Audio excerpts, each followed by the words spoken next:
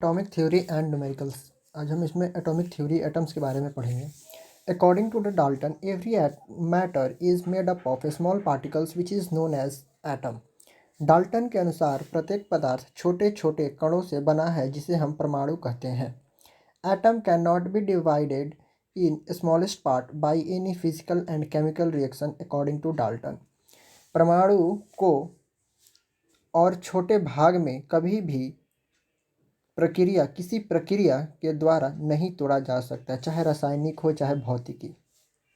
In India theory of atom was given by Kanad. भारत में परमाणु सिद्धांत को कन्नड़ के ने दिया था। Atom can be further divided into three major part, electron, proton and neutron. परमाणु का मुख्यतः तीन भागों में बांटा गया है, इलेक्ट्रॉन, प्रोटॉन और न्यूट्रॉन के द्वारा। इलेक्ट्रॉन की बात करें तो इलेक्ट्रॉन की जो खोज की थी वो जे थॉमसन ने खोज की थी, और इसकी चार्ज जो होती है वो 1.6 इंटू 10⁻⁻19 कूलम होती है, और 9.1 इंटू 10⁻31 kg इसका वेट होता है। प्रोटॉन की बात करें तो इसका खोज गोल्ड स्टीन ने किया था। इसकी चार्ज इलेक्ट्रॉन के चार्ज के बराबर होती है, बट इलेक्ट्रॉन के चार्ज -1.6 इंटू 10⁻⁻19 कूलम होता है, और इसका चार्ज +1.6 इंटू 10⁻⁻19 कूलम होता है। यानी कि प्रोटॉन का चार्ज +1.6 इंटू 10⁻⁻19 कूलम होता है, और इसका वेट जो होता है, मास जो होता है, वो 1.6 इंटू 10⁻⁻27 kg होता है। अगर ग्राम में पूछा जाए तो 10⁻⁻24 हो जाएगा, और इलेक्ट्रॉन का पूछा जाए तो -10⁻28 हो जाएगा। न्यूट्रॉन की बात करें तो जेम्स चार्डविक के द्वारा खोजा गया था। इसका कोई भी चार्ज नहीं होता है, और इसकी जो मास होती है वो -1.6, इसकी जो चार्ज होती है वो 1.6 इंटू 10⁻⁻27 kg ही होती है, मतलब प्रोटॉन के चार्ज के बराबर होती है। Theory of Dalton is based on theory of Dalton. Dalton का सिद्धांत जो है वो किसके आधार पे बेस्ड था? The theory of Dalton is based on conservation of mass, गति का संरक्षण, द्रव्यमान संरक्षण पे आधारित है। डाल्टन का जो थ्योरी है वो आधारित है कंजर्वेशन ऑफ मास पे। Who said each atom has a fixed atomic mass? किसने कहा था, किसने प्रस्तावित किया था कि प्रत्येक तत्व में एक विशेष परमाणु द्रव्यमान होता है? तो इसका सही उत्तर है डाल्टन। डाल्टन ने कहा था कि प्रत्येक द्रव्यमान में एक विशेष परमाणु द्रव्यमान होता है, प्रत्येक एटम में, प्रत्येक तत्व में। तो यहाँ पे हम डाल्टन बोलेंगे। यहाँ पे क्वेश्चन है, व्हाट इन CaO यानी कि calcium oxide, what is the mass proportion of calcium and oxygen. जैसे कि पूछ रहा है कि कैल्शियम और ऑक्सीजन का द्रव्यमान का अनुपात कितना है, तो कैल्शियम का जो मास होता है वो होता है 40, और ऑक्सीजन का जो मास होता है वो होता है 16। तो ये हो जाएगा 8×5 = 40, और ये हो जाएगा 8×2 = 16, यानी कि सही उत्तर इसका सी हो जाएगा। दूसरा इसमें पूछ रहा है, which of the following compound has maximum atom. निम्न में से किस यौगिक में सबसे अधिक परमाणु भार हैं?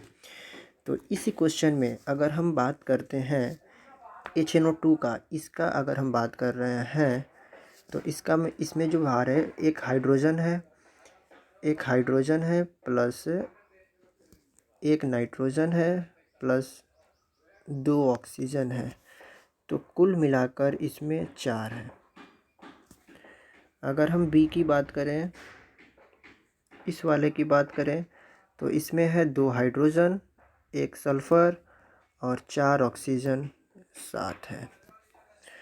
कार्बन डाइऑक्साइड की बात करें तो कार्बन डाइऑक्साइड है 1 कार्बन और 2 ऑक्सीजन, टोटल 3 है। और कैल्शियम हाइड्रोक्साइड की बात करें तो कैल्शियम की बात 1 है, और 2 ऑक्सीजन है और 2 हाइड्रोजन है, तो 5 है। यानी कि आप देख पा रहे हैं कि सबसे ज़्यादा जो है वो कौन सा है, तो सबसे ज़्यादा जो है वो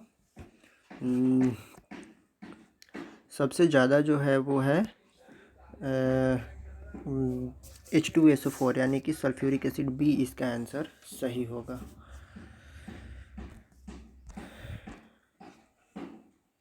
नेक्स्ट है, what is the mass ratio of H2HO and H2O। पानी में, वाटर में हाइड्रोजन और ऑक्सीजन का मास रेशियो क्या होता है?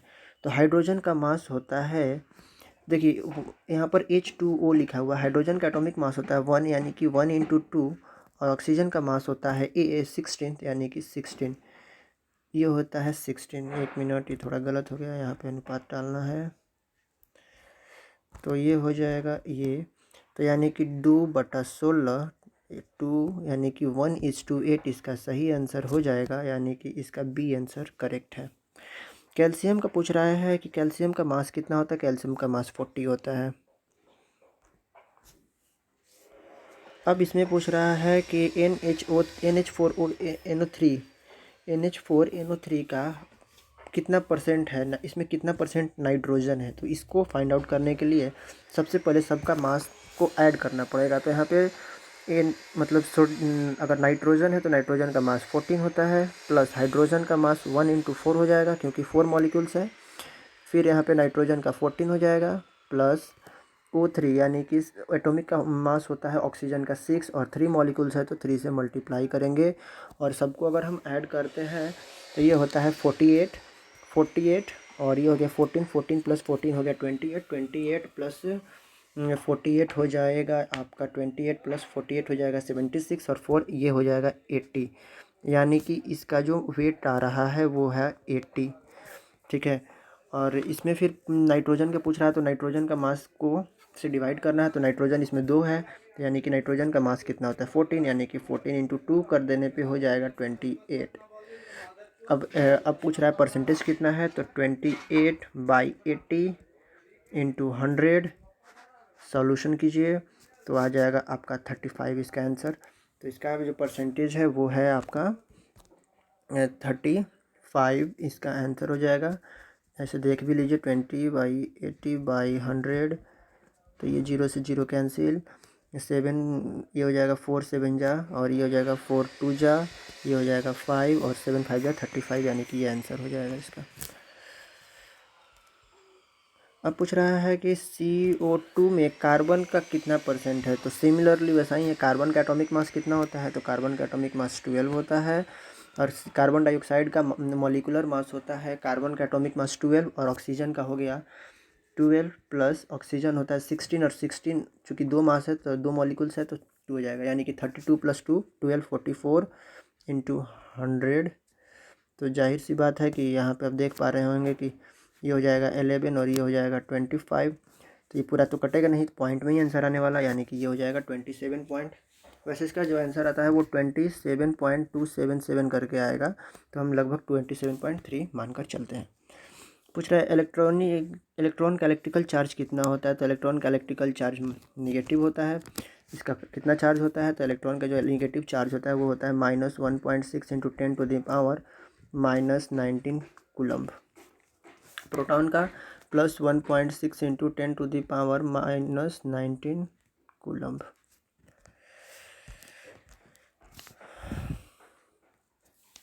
अब नेक्स्ट क्वेश्चन पूछ रहा है कि वाटर मॉलिक्यूल्स कितना होगा 5 मॉलिक्यूल्स ऑफ वाटर में। तो वाटर का मास पूछ रहा है, तो मास कितना होता है वाटर का, तो वाटर का मास होता है H2O है, तो हाइड्रोजन 1 × 2, और ऑक्सीजन हो जाएगा 16, यानी कि 18 होता है इसका एटॉमिक मास। 5 मॉलिक्यूल्स है, तो यानी कि 18 को हम 5 से मल्टीप्लाई कर देंगे तो टोटल हो जाएगा 90, इसका 90 आंसर, यानी कि बी आंसर सही है। Thank you.